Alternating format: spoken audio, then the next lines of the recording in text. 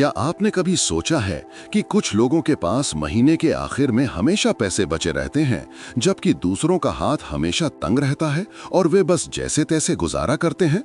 आपकी जिंदगी कैसे बदल जाएगी अगर आप भी आर्थिक आजादी पालें और पैसों की चिंता किए बिना जी सकें? अगर आपकी उम्र 40 पार हो चुकी है और कभी-कभी आप सोचते हैं, यार इस उम्र तक तो मुझे आर्थिक रूप से कहीं और होना चाहिए था, तो यकीन मानिए आप अकेले नहीं हैं। हो सकता है आपने पूरी जिंदगी जी तोड़ मेहनत की हो, लेकिन आज भी एक अचानक आए बिल से आपकी पूरी आर्थिक व्यवस्था हिल जाती है। हो सकता है कि रिटायरमेंट आपके लिए एक योजना नहीं, बल्कि एक धुंधला सा सवालिया निशान लगता हो। मैं भी उसी दौर से गुजरा हूं, लेकिन एक चीज ने मेरी दुनिया बदल दी। मैंने शॉर्टकट ढूंढना बंद कर दिया और वॉरेन बफे की तरह सोचना शुरू किया। आज मैं वो 7 वित्तीय नियम आपके साथ साझा कर रहा हूं, जिन्होंने मुझे सच्ची दौलत और मन की शांति बनाने में मदद की। ये सिर्फ किताबों में पढ़ी हुई बातें नहीं हैं, ये वो सिद्धांत हैं जिन्हें मैंने अपनी 40 की उम्र में अपनाना शुरू किया और जिन्होंने मेरे वित्तीय भविष्य की दिशा ही बदल दी।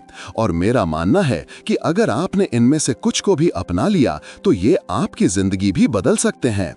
चलिए उस नियम से शुरू करते हैं जिसने मेरे लिए सब कुछ बदल दिया। वो नियम जो किसी भी स्टॉक टिप या बाजार की भविष्यवाणी से ज्यादा जरूरी है। पहला नियम, कभी पैसा मत गंवाना। नियम नंबर 1, कभी पैसा मत गंवाना। और नियम नंबर 2, कभी भी नियम नंबर 1 को मत भूलना। ये वॉरेन बफे का सबसे प्रसिद्ध कथन है और सुनने में बहुत आसान लगता है ना? लेकिन इसकी कड़वी सच्चाई ये है कि अपने पैसे की सुरक्षा करना बड़े रिटर्न के पीछे भागने से कहीं ज्यादा जरूरी है। आप दौलत बना ही नहीं सकते अगर आप बार बार गड्ढों से खुद को बाहर निकालने में लगे रहेंगे।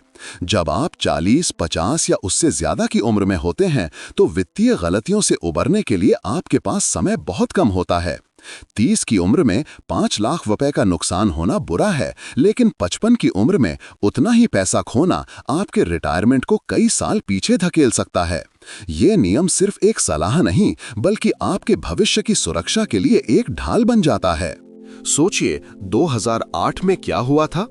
रिटायरमेंट के करीब पहुंचे कई लोगों का ज्यादातर पैसा उनके प्रोविडेंट फंड या इक्विटी म्यूचुअल फंड्स में लगा था। जब बाजार गिरा तो वे घबरा गए और डर के मारे सब कुछ कम दाम पर बेच दिया। उनका नुकसान सिर्फ कागज पर नहीं रहा, वो स्थायी हो गया। बफे ने 2008 में बेचा नहीं बल्कि खरीदा। क्यों?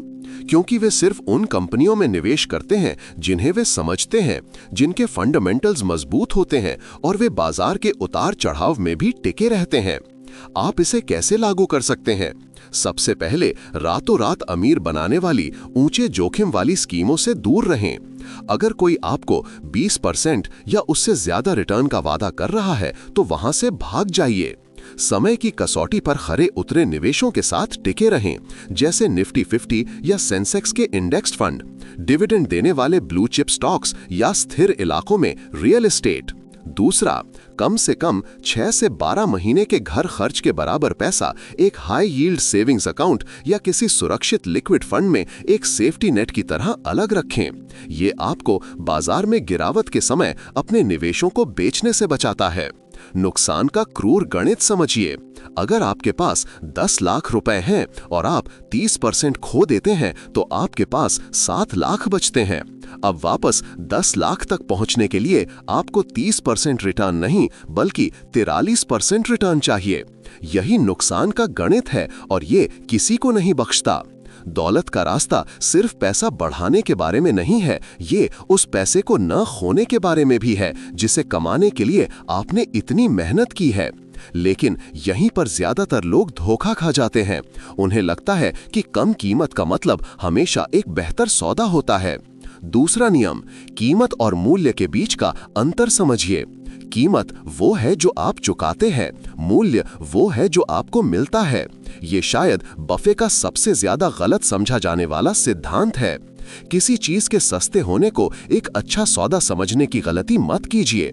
असली दौलत उन चीजों को खरीदने से आती है जिनका मूल्य आपकी चुकाई गई कीमत से ज्यादा हो, न कि सिर्फ सस्ती चीजें खरीदने से। जिंदगी के इस पड़ाव पर आपका एक एक रुपया कीमती है। चाहे आप कार खरीद रहे हो, कोई स्टॉक या घर में किसी ठेकेदार को काम दे रहे हो। कम पैसे देने का मतलब हमेशा ज्यादा बचत करना नहीं होता। आपको टैग प्राइस से आगे बढ़कर पूछना होगा, मुझे असल में मिल क्या रहा है। बफे ने 1988 में कोका कोला का स्टॉक तब खरीदा जब बाजार में घबराहट के कारण वो गिर गया था। वो उस समय का सबसे सस्ता स्टॉक नहीं था, लेकिन उन्हें विश्वास था कि कंपनी का दीर्घकालिक मूल्य बहुत ज्यादा है। आज भी उस एक निवेश से उन्हें करोड़ों का डिविडेंड मिलता है। वहीं 2001 या 2022 में बहुत से लोगों ने सस्ते टेक स्टॉक्स या पेनी स्टॉक्स खरीदे जो फिर कभी उबर ही नहीं पाए। सस्ती कीमत लेकिन घटिया मूल्य, ये आपकी जिंदगी में हर जगह लागू होता है। 300 रुपए की एक शर्ट खरीदना जो 5 साल चले, उस 100 रुपए की शर्ट से बेहतर है जो 6 महीने में ही खराब हो जाए। निवेश में पेनी स्टॉक्स या खराब प्रदर्शन वाले सस्ते म्यूचुअल फंड के पीछे मत भागिए। उन अंडरवैल्यूड संपत्तियों को खोजिए, उन मजबूत कंपनियों को जो किसी अस्थायी कारण से अपनी असल कीमत से कम पर मिल रही हैं। Price to earning PE ratio जैसे टूल्स का इस्तेमाल करके ये पता लगाइए कि कोई स्टॉक किसी वजह से सस्ता है या वाकई में अंडरवैल्यूड है। अपनी भावनाओं को मूल्य तय करने मत दीजिए सिर्फ इसलिए कि हर कोई किसी स्टॉक या प्रॉपर्टी मार्केट की बात कर रहा है। इसका मतलब ये नहीं कि वो एक अच्छा सौदा है। जहां दूसरों को सिर्फ कीमत दिखती है, वहां मूल्य देखना सीखना आपके जीवन का सबसे शक्तिशाली बदलाव हो सकता है। लेकिन रुकिए, क्या आपको अब तक ये जानकारी फायदेमंद लगी? ये तो बस शुरुआत है। इससे पहले कि हम अगले नियम पर जाएं, मुझे नीचे कमेंट में बताइए कि आपको ये जानकारी काम की लग रही है या नहीं, ताकि प्रो बफेट HQ आपके लिए ऐसी ही और गहरी बातें ला सके। क्या आपने कमेंट किया? बहुत बढ़िया। चलिए आगे बढ़ते हैं। अब किसी भी बाजार या रियल एस्टेट में निवेश करने से पहले एक बहुत जरूरी चीज है जो बफे ने बहुत पहले सीख ली थी, जिसे ज्यादातर निवेशक पूरी तरह से नजरअंदाज कर देते हैं। तीसरा नियम, सबसे पहले खुद में निवेश करें। सबसे अच्छा निवेश जो आप कर सकते हैं वो आप खुद हैं। इससे पहले कि आप अपना पैसा स्टॉक, रियल एस्टेट या किसी बिजनेस में डालें, आपको अपनी सबसे कीमती संपत्ति में निवेश करना होगा, यानी आप खुद। आपके कौशल, आपका स्वास्थ्य और आपकी मानसिकता ही आपकी कमाई की क्षमता और आपके वित्तीय आत्मविश्वास को तय करती है। अगर आप 40, 50 या 60 की उम्र में हैं, तो आपको लग सकता है कि सीखने समझने के बेहतरीन साल तो पीछे छूट गए, लेकिन ये सच नहीं है। कई लोग अपनी जिंदगी में सबसे ज्यादा कमाई 50 की उम्र के बाद करते हैं। बफे ने डेल कार्नेगी से पब्लिक स्पीकिंग कोर्स किया क्योंकि उन्हें एहसास हो गया था कि संवाद कौशल के बिना वे सफल नहीं हो सकते। हार्वर्ड के एक शोध से पता चलता है कि 45 साल से ज्यादा उम्र के वयस्क जो अपनी शिक्षा जारी रखने में निवेश करते हैं, उनकी कमाई में 5 सालों में 30% तक की वृद्धि देखी जाती है। इसकी शुरुआत अपनी वित्तीय साक्षरता को सुधारने से करें। The millionaire next door, the psychology of money या द इंटेलिजेंट इन्वेस्टर जैसी किताबें पढ़ें। अपने PF और म्यूचुअल फंड्स को समझना सीखें। इसे सिर्फ किसी और पर मत छोड़ दीजिए। कोई नया कौशल सीखिए जो आपकी आय बढ़ा सके। एक्सेल, प्रोजेक्ट मैनेजमेंट या कंसल्टिंग में कोई ऑनलाइन कोर्स करें। कई लोग 40 और 60 की उम्र में सफलतापूर्वक अपना करियर बदलकर फाइनेंस, रियल एस्टेट या कोचिंग में आ जाते हैं। अपने स्वास्थ्य को प्राथमिकता दें। बफे कहते हैं कि अगर आपको एक कार दी जाए और कहा जाए कि इसे 70 साल तक चलाना है, तो आप उसका बहुत अलग तरीके से ध्यान रखेंगे। आपका शरीर वही कार है। स्वास्थ्य पर होने वाले खर्चे आपकी सारी जमा पूंजी खत्म कर सकते हैं। व्यायाम और निवारक स्वास्थ्य देखभाल में निवेश करना बेहद जरूरी है। जब मैं 40 के दशक के अंत में था, तो मुझे एहसास हुआ कि मैंने कॉलेज के बाद कोई भी वित्तीय किताब नहीं पढ़ी थी। मैंने हर दिन सिर्फ 15 मिनट पढ़ना शुरू किया। उस एक आदत ने मेरे निवेश करने और बजट बनाने के तरीके को बदल दिया। मैंने एक पब्लिक स्पीकिंग क्लास पर 4000 रुपए भी खर्च किए। उस 4000 रुपए ने अगले 5 सालों में मेरे लिए 4 लाख रुपए से ज्यादा कमाए, क्योंकि इससे काम पर मेरा आत्मविश्वास कई गुना बढ़ गया था। शेयर बाजार में किया गया निवेश ऊपर नीचे हो सकता है, लेकिन जो निवेश आप खुद पर करते हैं उसका चक्रवृद्धि ब्याज आपको जिंदगी भर मिलता है। हालांकि दुनिया का सारा ज्ञान और कौशल भी आपकी मदद नहीं कर पाएगा अगर आप अपने पैसों के साथ ये एक बड़ी गलती कर रहे हैं। चौथा नियम, अपनी आमदनी से कम में जीना सीखिए और ये याद रखिए कि खर्च करने के बाद जो बचा है उसे नहीं बचाना है, बल्कि बचाने के बाद जो बचा है उसे खर्च करना है। यही आर्थिक स्वतंत्रता तक पहुंचने का सबसे भरोसेमंद और सीधा रास्ता है। इसका मतलब कंजूसी करना नहीं, बल्कि सोच समझकर खर्च करना है। 40 या 50 की उम्र तक आते आते कई लोग अपने 20 के दशक की तुलना में कहीं ज्यादा कमाने लगते हैं, लेकिन उनके खर्चे तो कमाई से भी ज्यादा तेजी से बढ़ जाते हैं। समस्या कमाई की नहीं, बल्कि लाइफस्टाइल क्रीप की है, यानी जीवन शैली का धीरे धीरे महंगा होते जाना। महंगी गाड़ियां, बड़े घर, हर चीज में प्रीमियम की चाहत। वॉरेन बफे आज भी उसी साधारण से घर में रहते हैं जो उन्होंने 1958 में खरीदा था, जबकि उनकी संपत्ति खरबों में है। क्यों? क्योंकि मन की शांति दिखावे से कहीं ज्यादा कीमती है। भारत में भी देखिए, अच्छी खासी तनख्वाह पाने वाले कई परिवार महीने के आखिर में खाली हाथ होते हैं, क्योंकि समाज का दबाव, लोग क्या कहेंगे का डर और ईएमआई पर सब कुछ खरीदने की आदत ने उन्हें जकड़ रखा है। जो लोग 40 और 50 की उम्र में सादगी से जीते हैं, वे सही योजना के साथ अक्सर जल्दी रिटायर हो सकते हैं। इस फॉर्मूले को पलट कीजिए। ये मत कहिए जो बचेगा उसे बचा लूंगा, इसके बजाय ये कहिए मैं पहले बचाऊंगा, फिर जो बचेगा उसे खर्च करूंगा। इसे ऑटोमेट करिए। हर महीने की पहली तारीख को अपनी एसआईपी, पीपीएफ या एनपीएस की किश्त अपने आप कटने दें। जब आपकी सैलरी बढ़े तो अपनी कार अपग्रेड करने या बड़ा घर खरीदने के बजाय उस बढ़ी हुई रकम से अपने निवेश बढ़ाएं या अपना कोई कर्ज जल्दी चुकाएं।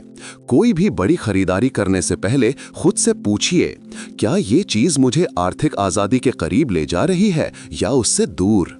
जब मैं 45 का हुआ, मेरी आमदनी बहुत अच्छी थी, लेकिन बचत के नाम पर कुछ नहीं था, सब कुछ ईएमआई पर था। जिस दिन मैंने अपनी आमदनी से कम में जीना और पहले बचत करना शुरू किया, सब कुछ बदल गया। 5 साल के अंदर मेरे पास एक इमरजेंसी फंड था, बढ़ते हुए निवेश थे और सबसे बढ़कर मन की सच्ची शांति थी। दौलत बनाने के लिए आपको अमीर होने की जरूरत नहीं है, लेकिन आपको अपनी कमाई से कम खर्च करने की जरूरत जरूर है।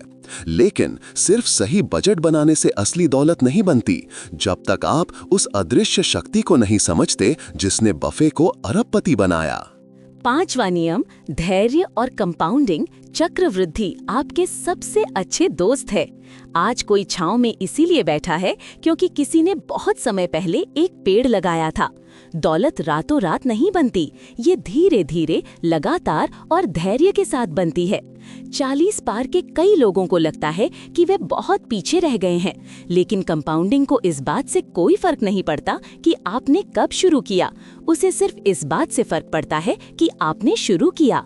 बफे 50 की उम्र के बाद तक अरबपति नहीं बने थे, उनकी ज्यादातर दौलत 60 की उम्र के बाद बनी। अगर आप 45 की उम्र में भी हर महीने 10,000 रुपए की एसआईपी किसी अच्छे इंडेक्स फंड में शुरू करते हैं और आपको सालाना औसतन 12% का रिटर्न मिलता है, तो 65 की उम्र तक आपके पास लगभग 1 करोड़ रुपए होंगे। ये देर नहीं है, ये अनुशासन है। एल्बर्ट आइंस्टीन ने कंपाउंडिंग को दुनिया का 8वां अजूबा यूं ही नहीं कहा था। ये धैर्यवान को इनाम देता है और जल्दबाज को सजा। आज ही शुरू करें, भले ही छोटी रकम से।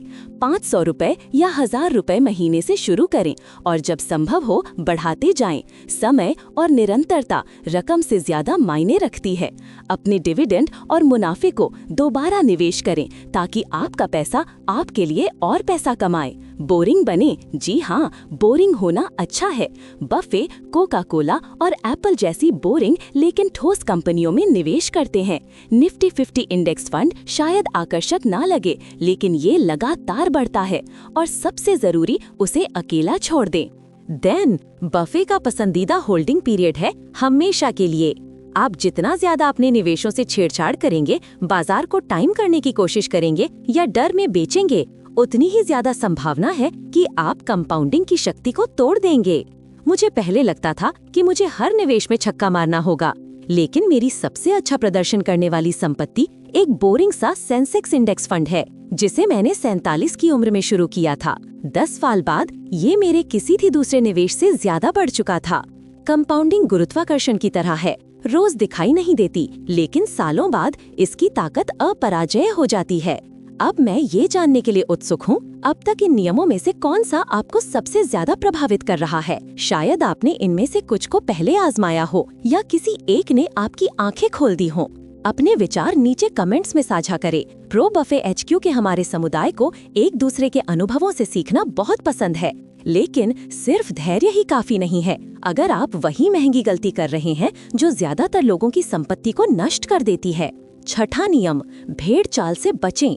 जब दूसरे लालची हों तो डरो, और जब दूसरे डरें तो लालची बनो। स्वतंत्र सोच ही समझदार वित्तीय निर्णयों की नींव है। सिर्फ इसलिए कि हर कोई कुछ कर रहा है वो सही नहीं हो जाता। ज्यादातर लोग पैसा इसलिए गंवाते हैं क्योंकि वे ट्रेंड्स, सनसनी और घबराहट के पीछे भागते हैं। बफे ने इसका ठीक उल्टा करके अपनी किस्मत बनाई। 40 की उम्र के बाद गलतियां बहुत महंगी पड़ती हैं। आप आंख बंद करके वो नहीं कर सकते जो बाकी सब कर रहे हैं। सोचिए, ज्यादातर लोग अमीर नहीं हैं, तो फिर उनके व्यवहार की नकल क्यों करें? साल 2000 में लोगों ने बिना कमाई वाली .com कंपनियों में पैसा झोंक दिया। बफे उनसे दूर रहे और बुलबुला फट गया। 2008 में जब सब बेच रहे थे, बफे ने गोल्डमैन सैक्स और जनरल इलेक्ट्रिक जैसी कंपनियों के शेयर कौड़ियों के भाव खरीदे। 2021-22 में भारत में रिटेल निवेशकों ने नए नए IPOs, मीम स्टॉक्स और क्रिप्टो में पैसा डाला, और जब बाजार ने करवट ली तो कईयों ने बड़ी रकम गंवाई। अपनी खुद की रिसर्च करें। कोई स्टॉक इसलिए ना खरीदे क्योंकि वो ट्रेंड कर रहा है या सोशल मीडिया पर कोई उसकी तारीफ कर रहा है। कंपनी की रिपोर्ट पढ़ें, उसके बिजनेस मॉडल को समझें और खुद से पूछें, अगर कोई इसके बारे में बात नहीं कर रहा होता तो क्या मैं तब भी से खरीदता? अपनी रणनीति बनाएं और उस पर टिके रहें। डर और लालच को संकेत के रूप में इस्तेमाल करें, ट्रिगर के रूप में नहीं। जब हर कोई जश्न मना रहा हो तो पूछें, क्या ये टिकाऊ है? और जब बाजार गिरे और लोग घबराएं तो समझिए कि असली मूल्य वहीं कहीं छुपा हो सकता है। जब आप भीड़ के पीछे चलते हैं तो आप वहीं पहुंचते हैं जहां भीड़ होती है, टूटा हुआ, चिंतित और भ्रमित। लेकिन स्वतंत्र सोच का भी कोई मतलब नहीं है अगर बफे की दौलत की पहेली का आखिरी टुकड़ा गायब हो। 7वां नियम, दीर्घकालिक निर्णय लें। हमारा पसंदीदा होल्डिंग पीरियड है हमेशा के लिए। लंबी अवधि की सोच आपको वो स्पष्टता और शांति देती है जो स्थायी धन बनाने के लिए जरूरी है। चाहे आप निवेश कर रहे हो, खर्च कर रहे हो या रिटायरमेंट की योजना बना रहे हो, एक दीर्घकालिक मानसिकता आपको छोटी अवधि की गलतियों से बचाती है और उस पर ध्यान केंद्रित करने में मदद करती है जो वास्तव में मायने रखता है। जीवन के इस पड़ाव पर हर वित्तीय निर्णय का वजन ज्यादा होता है। छोटी अवधि की सोच घबराहट में बिकवाली, आवेगी खर्च या रिटायरमेंट की तैयारी में देरी की ओर ले जाती है, जबकि लंबी अवधि की सोच वित्तीय शांति पैदा करती है। बफे ने अपनी दौलत भाग्यशाली ट्रेडों से नहीं बनाई, उन्होंने इसे लंबी अवधि की सोच, धैर्य और अनुशासन के माध्यम से बनाया है। ये एक मानसिकता का बदलाव है। मैं जल्दी पैसा कैसे कमाऊं से मैं कुछ ऐसा कैसे बनाऊं जो हमेशा चले। बफे ने कोका कोला जैसे स्टॉक 30 से ज्यादा सालों तक रखे हैं। एक स्टडी से पता चला कि सबसे अच्छा प्रदर्शन करने वाले निवेशक अक्सर वे थे जो भूल गए थे कि उनके पास निवेश खाते भी हैं। उन्होंने बाजार को टाइम करने की कोशिश नहीं की। स्पष्ट दीर्घकालिक लक्ष्य निर्धारित करें। जाने कि आप क्यों बचत और निवेश कर रहे हैं। रिटायरमेंट, कर्ज मुक्त घर आपके पैसे का एक मिशन होना चाहिए। बाजार में गिरावट आएगी, घबराकर अपने निवेश न बेचें। जब तक आपकी व्यक्तिगत स्थिति न बदलें, सिर्फ सुर्खियों के कारण अपनी योजना न बदलें। जब मैंने 50 की उम्र पार की तो मुझे एहसास हुआ कि मैं पैसे का प्रबंधन ऐसे कर रहा था जैसे कोई 100 मीटर की दौड़ जीतने की कोशिश कर रहा हो। लेकिन दौलत बनाना स्प्रिंट नहीं, एक मैराथन है। एक बार जब मैंने एक दीर्घकालिक योजना बनाई और हर बाजार की खबर पर प्रतिक्रिया देना बंद कर दिया तो न केवल मेरी संपत्ति बढ़ने लगी बल्कि मुझे आखिरकार शांति भी मिली। छोटी अवधि की सोच तनाव पैदा करती है, लंबी अवधि की सोच स्वतंत्रता पैदा करती है। आज से शुरू करें, क्योंकि 10 साल बाद आप चाहेंगे कि काश आपने आज शुरू किया होता। ये 7 नियम सिर्फ पैसे के बारे में नहीं है, ये आपके वित्तीय भाग्य को अपने नियंत्रण में लेने के बारे में है। वॉरेन बफे ने साबित कर दिया कि दौलत बनाने के लिए सबसे चतुर व्यक्ति होने या भाग्यशाली होने की जरूरत नहीं है, बल्कि समय की कसौटी पर खरे उतरे सिद्धांतों का अनुशासन और धैर्य के साथ पालन करने की जरूरत है। सवाल ये नहीं है कि ये नियम काम करते हैं या नहीं, सवाल ये है कि क्या आप में इन्हें लागू करने का साहस है, तब भी जब आपके आसपास हर कोई अगली रातों रात अमीर बनो योजना के पीछे भाग रहा हो। तो मेरा आखिरी सवाल आपसे है, इन 7 नियमों में से कौन सा नियम आप आज से ही लागू करना शुरू करेंगे? नीचे कमेंट में लिखकर मुझे जरूर बताएं। मैं हर एक कमेंट पढ़ता हूं और ये देखना पसंद करता हूं कि आप इस सलाह पर कैसे अमल कर रहे हैं।